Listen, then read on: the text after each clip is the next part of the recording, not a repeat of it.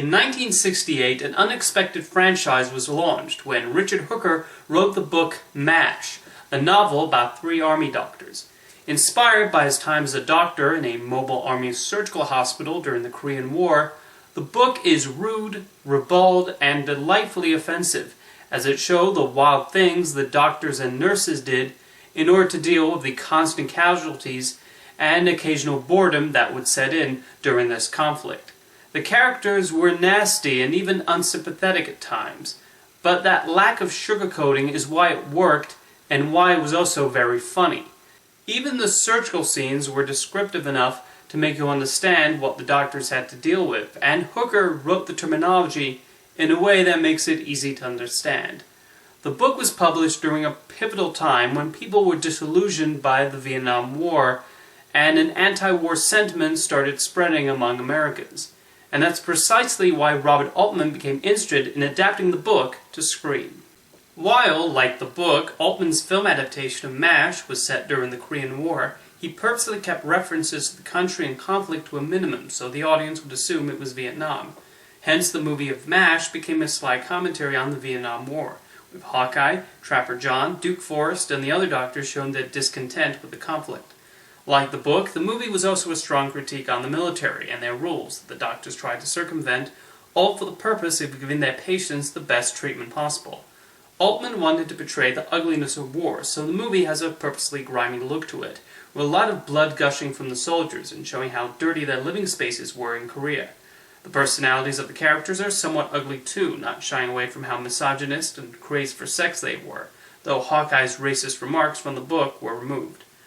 Their treatment of Major Houlihan manages to be both horrible and funny at the same time. Typical of Altman's work, there's a lot of overlapping dialogue, as he wanted it to feel naturalistic and actually allow the actors to improvise and depart from the script, much to the annoyance of the film's screenwriter Ring Lardner Jr.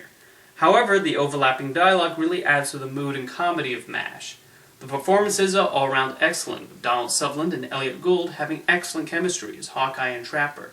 Robert Duvall's Major Frank Burns was actually a composite of two minor characters from the book, and proves to be a worthy adversary as he embodies everything Hawkeye and Trapper dislike about authority. Maybe the most iconic element of MASH is the music. In addition to the tunes played over the loudspeakers, the film's composer Johnny Mandel and the director's son Mike Altman wrote the song "Suicide is Painless" for a pivotal scene where the MASH dentist decides to kill himself, and it was so good it's also played over the opening titles. In a way, it perfectly represents the dark comedy and serious themes of the film, while being a very memorable song in its own right.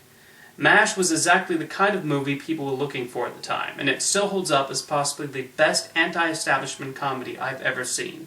20th Century Fox had two big war movies being made around that time, so they more or less let Altman do whatever he liked, and it's great that they did, otherwise we would not have gotten this dirty and brilliant war satire. With the success of MASH, Fox decided to produce a television series with CBS picking up the show. Robert Altman, Ring Lardner Jr., and Richard Hooker were not involved in the show. Instead, Larry Gelbart and Gene Reynolds were hired to adapt the material for television.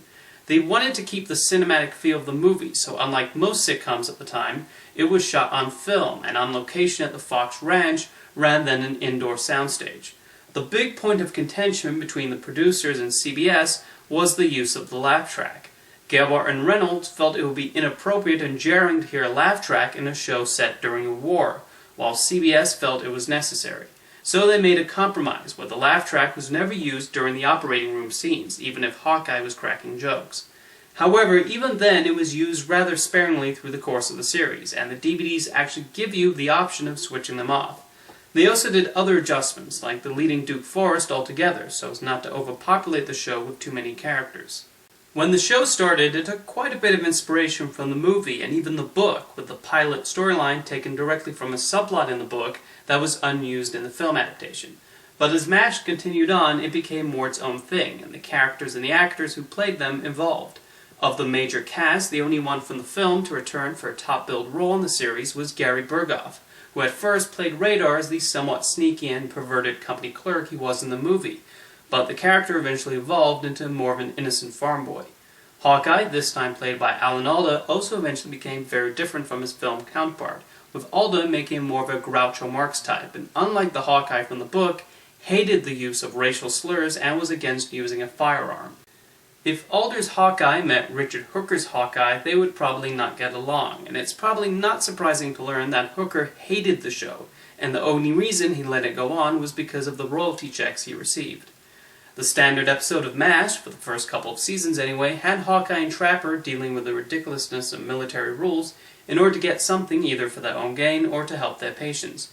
Usually they had to deal with Frank Burns, who is more wimpy and weaselly here than in the movie, but was no less unlikable. For a sitcom in the 70s, the series surprisingly did not shy away from the lead's sexual activities, and a lot of laughs are made out of Hawkeye's womanizing, though this aspect of his character was developed through the course of the show. Probably one of the funniest elements of these early seasons was the chemistry between Radar and Lieutenant Colonel Henry Blake. A lot of excellent comedy is derived from their scenes, as Blake has to deal with Radar predicting his every move, but you also see a genuine respect that grows between them. One character added to the series that wasn't in the film or book, and would stay through the entire run, was Max Klinger, who constantly wears dresses in order to get a Section 8 discharge.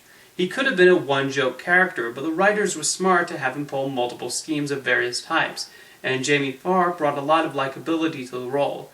Even as another scheme blew up in his face, we still rooted for him, though he never once skirted on his duties when casualties came in. MASH stayed pretty true to its sitcom format for the first 3 seasons, and the writers mostly played the show for laughs, with only occasional moments of seriousness to remind us it is set during a war. However, the end of the 3rd season will mark a turning point for the series, as the writers did something very unexpected. When McLean Stevenson decided to leave the series, it was decided to dedicate an entire episode to Henry Blake getting his orders to return home. And then Gary Berghoff was given a sheet of paper to read in the final scene, that only a few members of the production knew the contents of. It was with that moment that MASH took a turn into becoming more of a dramedy, showing the horrors of war, along with the jokes the doctors pulled just to keep their sanity. Not every audience member was pleased with this development and the decision to kill off Blake, as they wanted to laugh, not cry. But I think this was a smart idea, as it led the series to take on more mature storylines and ideas, and experiment with what a sitcom was capable of doing. The scripts were still very funny, but they also became something more important. Between production on the 3rd and 4th seasons, Wayne Rogers, who played Trapper, also decided to depart the series, and he was allowed to go back home off screen in the 4th season premiere. Rather than replace Blake and Trapper with similar characters, Gilbert and Reynolds decided they should bring in characters who were polar opposites. So Hawkeye's new best friend became B.J. Honeycutt, a faithful family man very different from the womanizing Trapper. And the newly appointed commanding officer was Sherman Potter, who was more of a regular army type than Henry Blake, who was never much of a leader. Thus the dynamics were allowed to be fresh through the course of the series. Meanwhile, Major Houlihan also started developing. At the start, she was just a serious army brat with a stickler for rules and a strong dislike for Hawkeye and Trapper's tomfoolery. But MASH eventually made a real effort to have us sympathize with her. One of the best episodes of the series is The Nurses, one of the rare ones to focus on the nurses, who were mainly saddled with interchangeable names and played by whatever actress was available. The episode allowed us to see a different side of Houlihan, especially one of the more heartbreaking scenes of the series, where she actually lets her nurses know how she feels about her place in the unit. However, while the other characters started developing, Frank Burns stayed more or less the same. While the series would occasionally tap into his home life, Burns was always just the conniving doctor who annoyed everyone. The episodes frequently made reference to him being a mediocre doctor, and nobody liked him, so you'd have to wonder why he was never transferred. Even Houlihan started tiring of him in the 5th season. Larry Linville noticed Burns was never going to evolve like everyone else, and so left the show when his contract ended. In his place, the producers brought in David Ogden Stiers to play Major Charles Winchester, a Boston native with a snobby attitude, which made him a perfect foil for Hawkeye and BJ to continually play jokes on. However, unlike Burns, he was an excellent doctor, thus making it much harder for them to mock him, and there was a degree of respect between them. Stiers played Winchester's full-of-himself personality exceptionally well, but there was also a heart underneath that tough exterior. In one fantastic episode, he helps a patient who loses the ability to use one of his hands regain his morale. Gary Berghoff also got tired of playing Radar after 7 seasons, and admittedly he did start to get a little too old to play a teenager. So the writers began signaling his farewell, ultimately leading to the touching 2-parter Goodbye Radar. Throughout the course of MASH, it would occasionally experiment with the formula and take the show in other directions, but in a way that did not feel gimmicky. Larry Gelbart's last episode he wrote for the series, The Interview, was done in the style of 50s newsreel, with the characters telling a reporter about their lives in the MASH unit.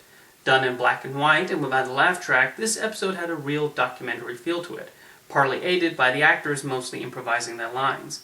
At this point, they were already connected with their characters, so their remarks don't feel like actors just saying words.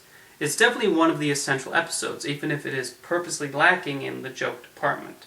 Another strong episode was POV, where the entire storyline is shown from the point of view of a wounded soldier. This was a clever technique that allowed the audience to get a sense of what it might be like to be a soldier. So much of the series was told from the point of view of the doctors, so this was a nice way to show what the experience of being in a MASH unit was like for one of the patients. As the series went on, Alan Alda started taking a more creative role in MASH, eventually becoming the showrunner.